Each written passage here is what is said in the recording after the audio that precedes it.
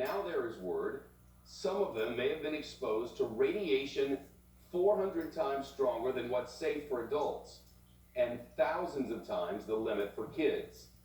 Not in the park itself, but at a museum on site at the Grand Canyon. A whistleblower who worked at the park says the radiation came from uranium rocks kept in buckets. Trace Gallagher reporting live from our West Coast News Hub. What is this? And Chef, these 3 paint buckets filled with uranium ore had been sitting in the same place for nearly 2 decades. The whistleblower, Elston Stevenson, who's also the Grand Canyon Safety Health and Wellness Manager, says his big concern is the buckets were right next to an exhibit that kids, who are clearly more vulnerable, would sit next to for 30 or 40 minutes at a time. In fact, the whistleblower says the only reason they found the uranium is that in March of last year, the son of a park employee, who's also a Geiger counter enthusiast, got a radiation hit when he went near the buckets. But Elston Stevenson says his bosses would not act, so he sent this email to his colleagues, quoting, "If you were in the museum's collection building between the year 2000 and June 2018, you were exposed to uranium by OSHA's definition." Of course, OSHA being the Occupational Safety and Health Administration. The uranium was finally dumped into an old mine on site of the Grand Canyon, but Stevenson claims the buckets were actually brought back into the building. Shut. Trace, what's the response from the Park Service?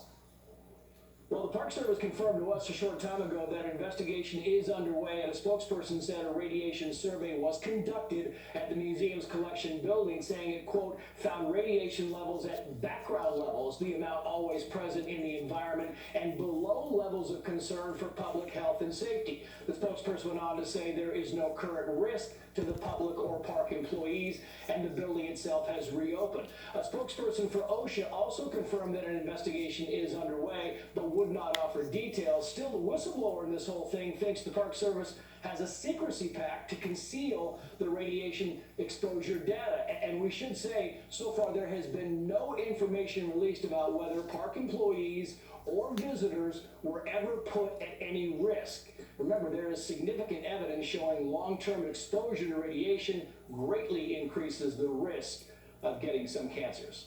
Chef. Trace Gallagher, thank you, live from Los Angeles. The gondola ride, usually not the scariest ride at the amusement park, that is until there are violent winds. The ride malfunctions and you're left stranded 80 feet up in the air. That has now happened at SeaWorld in San Diego. 16 people, including children and a baby, stuck in their gondolas for hours above Mission Bay. A dad who was on the ride with his son told the reporters, "We were clutching for our lives and didn't know we were about to drop."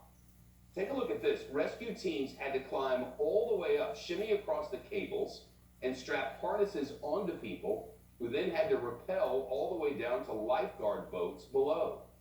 Thankfully, through it all, nobody got hurt. More than 24 states facing a massive winter blast over the next